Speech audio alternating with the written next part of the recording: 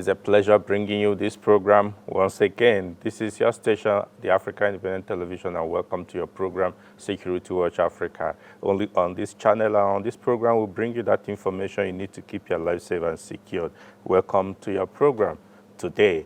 Yes, it's been a week of, will it be, will it not be, a lot of insinuation, predictions, and expectation because of the called protests, end hunger protests. Then some say hashtag end bad governance protests across the federation. It's been a period of most Nigerians expressing their displeasures to some of the policies of governance.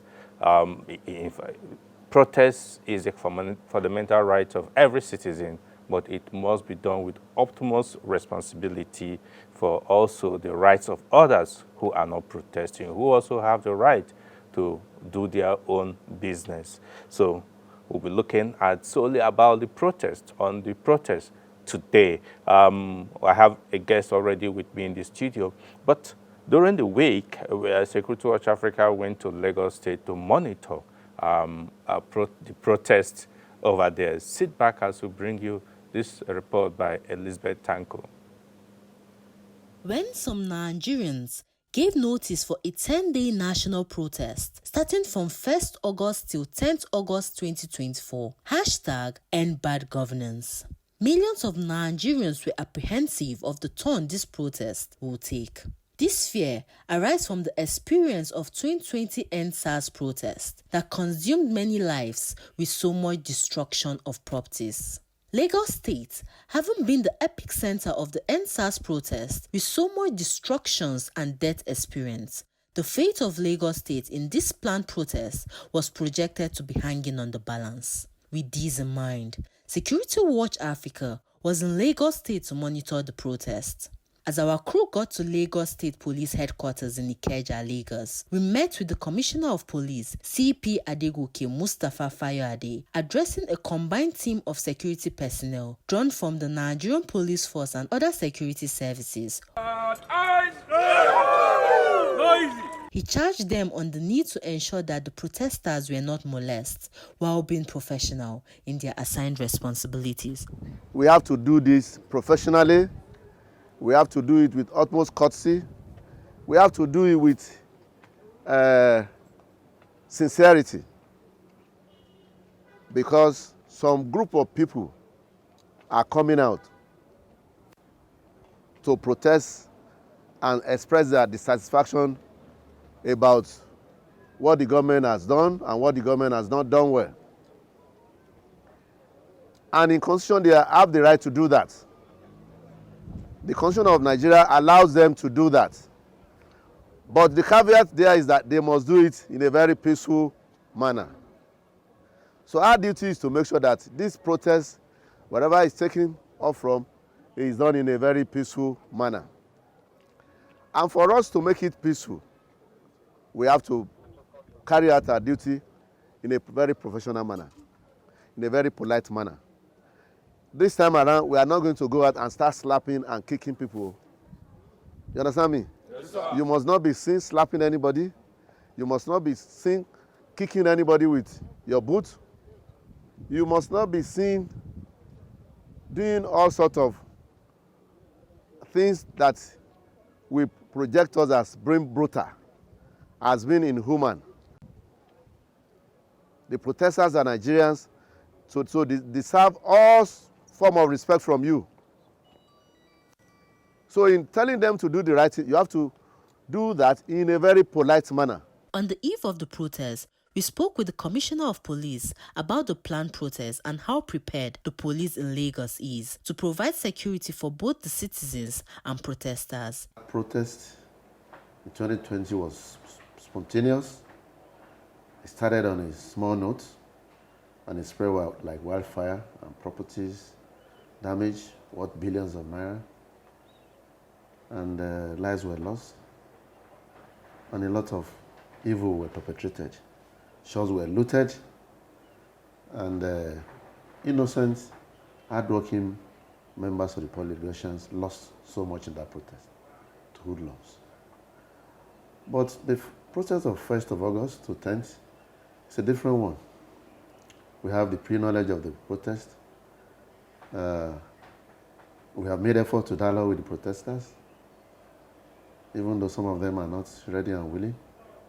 And we are aware that this protest is coming up. So we are prepared to make sure that it doesn't turn out like that of 2020, to make sure that this protest, as clearly stated in the Constitution, is peaceful, is devoid of any form of violence, is devoid of destruction of properties and loss of lives.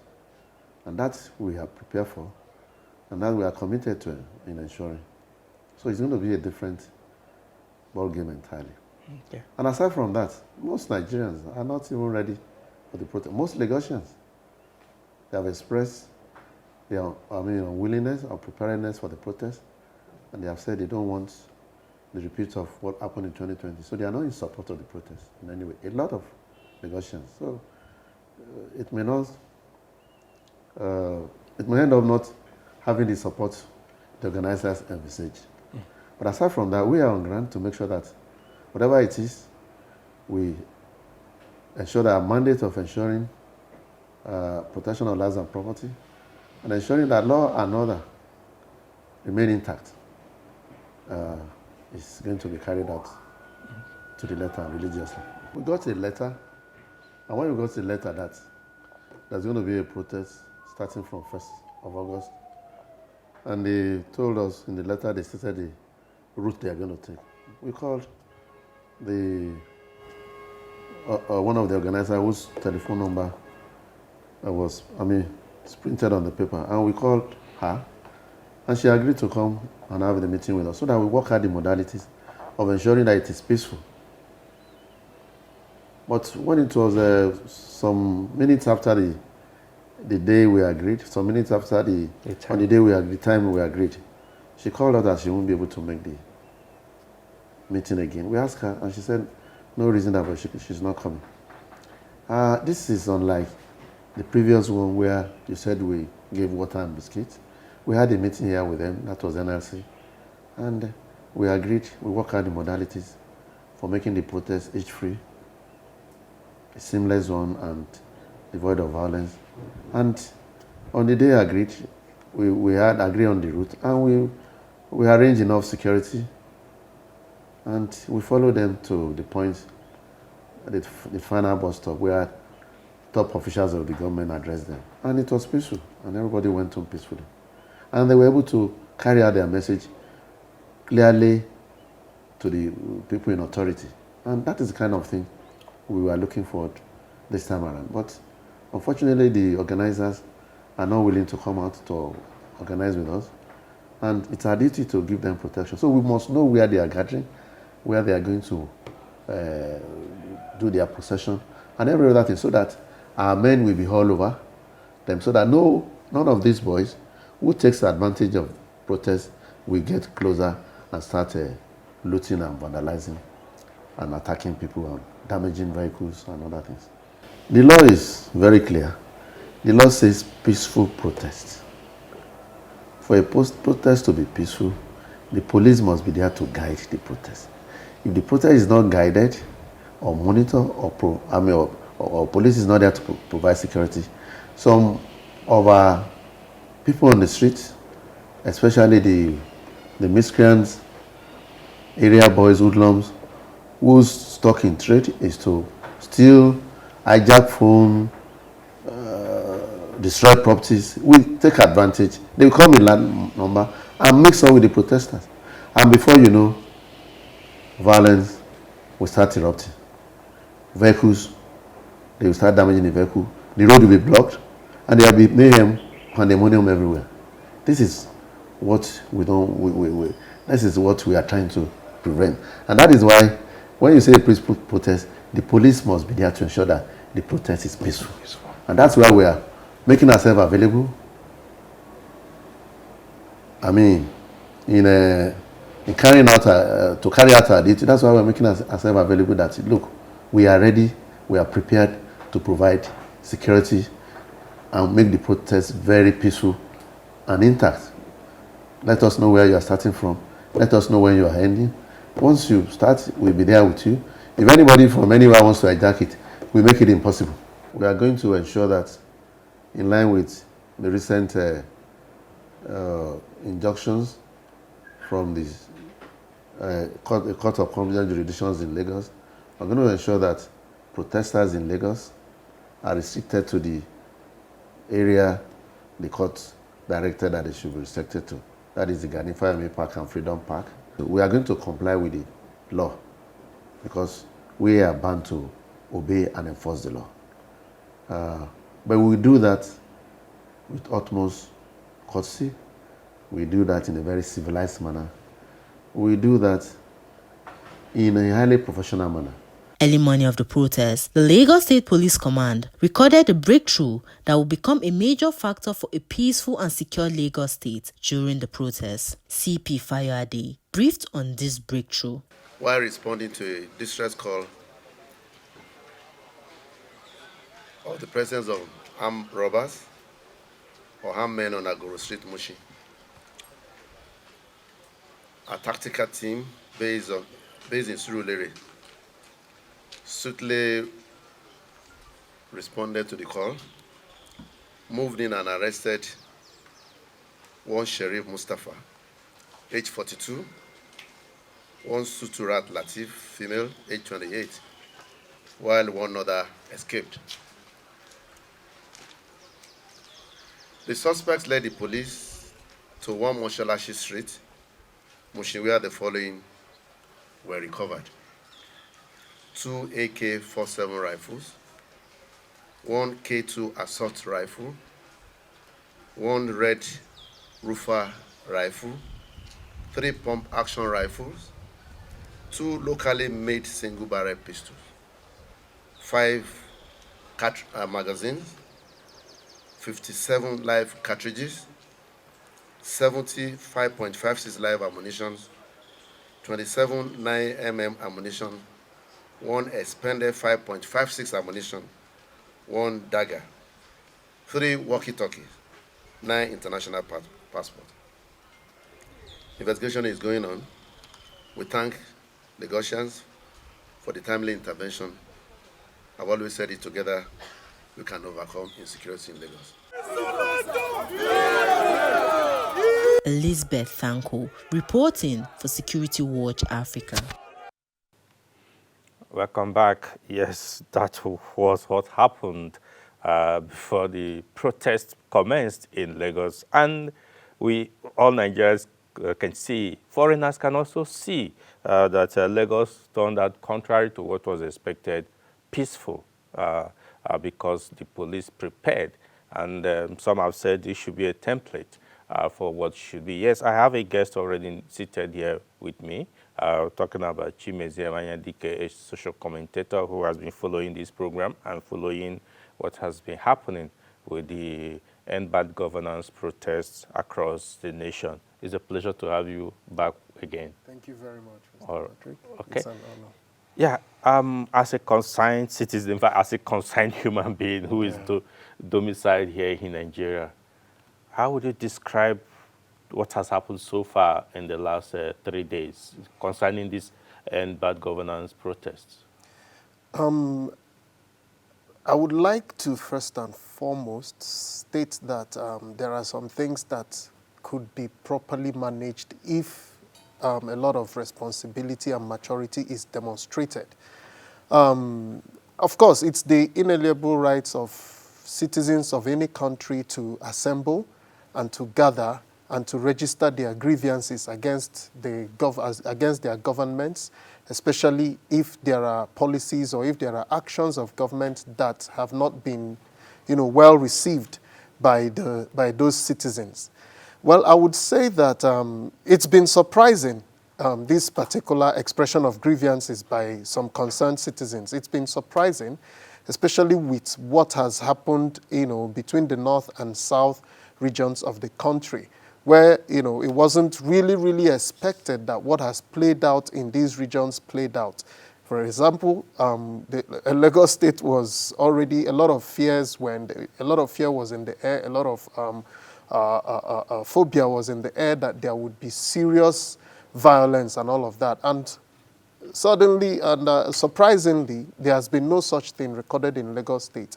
And then in the north, where it wasn't really expected, a lot of things have gone wrong. Violence erupted and the rest of it. But one of the things that I've found very, very encouraging has been the response of the men and personnel of the Nigerian police force that have demonstrated incredible maturity, incredible professionalism in managing and handling these protests. I mean, it has been incredible, and I would give them kudos. But so far, so good. Yes, there are some expectations that have been disappointed, where some of the protesters eventually disobeyed court orders and tried to block roads and try to, incite violence and execute violence. But so far, it's been really, really commendable that, the management of the protest has been very, very awesome and professional. Yeah, some of those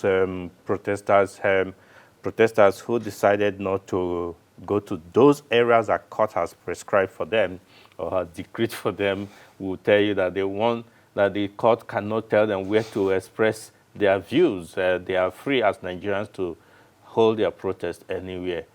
Don't you think there was a need to consider issues of security with the benefit of the hindsight of 2020? Oh yes. I believe that the reason for them not to have obeyed the court order is part and parcel of why we are where we are as a nation, where we tend to only tilt towards things and policies or judgments that benefit us. I don't think it is a good, how do I put it? I don't think it is a good impression that you want to protest, and for the sake of security and managing whatever outcome that the management or the state decided that, okay, for the sake of security, you would be allowed to congregate at a particular point where monitoring would be very effective, where we would be able to ensure that there would be no funny characters trying to infiltrate and then take over your genuine agitation. Yeah. And, that's why I keep saying sometimes that we have a lot of young people that are so exuberant. There is this constant alluta spirit that makes us believe that at times that we are not subject to what the law says, especially when we believe that we have the numbers to counter whatever it is that the law has said. And that makes us lawless. That is it. When we try to fight something, we inadvertently or sometimes deliberately begin to commit the same crimes that we are trying to fight. So it is for me, I think it was a very wrong impression for them to have flouted the court orders that were issued for them to congregate at a particular point for easy monitoring and then management of whatever fallout that could happen. Yeah, could it be that maybe time before now, we have seen protests in Nigeria taking over roads, even though well guided, and they feel that it should still be the same. Why must you tell us to congregate in a place where we may not get the attention we desire? Well, when such reasons, such insinuations are made, I keep wondering, so what exactly is the end game? What was the purpose? Because the government did not say you should not protest. You can't protest. But for us to be able to manage security, there has been history. We have the history. It's been historical in Nigeria that once there are protests, it gets taken over. It gets, immediately infiltrated by hooligans, by hoodlums. And at the end of the day, when violence is perpetrated, nobody would want to come out and take responsibility. So when government, with, paying attention to such history, has said, no, for the sake of these things, let us manage this situation, congregate at this particular point so that we would have it easy to manage whatever thing that would happen. We'll be able to identify those that are, security threats to your genuine agitation.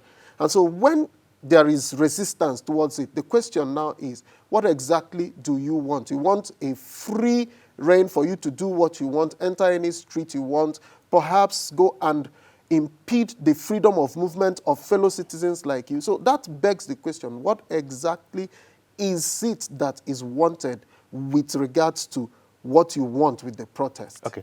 Now, let me ask you, because I have known that since I've matured enough, I'm matured enough to know previous protests, we always have leaders. I know you're a researcher, Yes. and in this particular protest, who can you point at to be the leaders? Where are they? Some say they are faceless, but I don't know what is actually happening. If there's need a call for dialogue now, who will the government be talking with? That is the question. I have sat down and I have looked at, prior to the protest, I've seen different persons come out, release videos, talk about the End Bad Governance protest. That was shortly before it started. Several persons came on air, were interviewed on different television media, and at this juncture, we cannot say this is the committee or this is the particular set of individuals that are organizing this protest. You hear different people come out to make different opinions. You hear different people come out to make different declarations, and you keep asking, so who is spearheading this stuff? Yeah, because in the past we used to know of Ganifa Army, Oh, we yes. know Oh, yes. Beko Rason Oh, yes. Kuti, Oh, we know yes. them, we know Oh, them, yes. Fela Nicola, Uh-huh. we know these people, Oh, we can yes. see them, and Oh, yes. they achieve some results. Oh, yes. So, Oh, yes.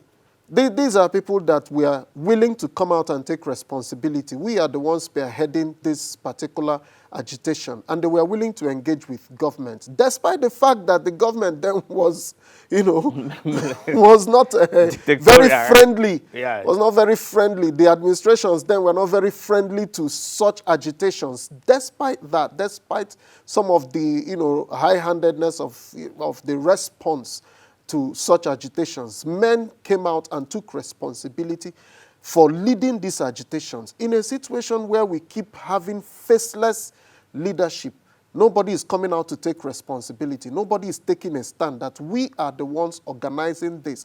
We are the ones that are responsible for mobilizing people to these places. We are the ones responsible for engaging with the police, with the state governors, or with the government at any level. That we are the ones that whatever happens, we take responsibility. We will make sure that our people behave themselves in the most, civil manner and, peaceful way.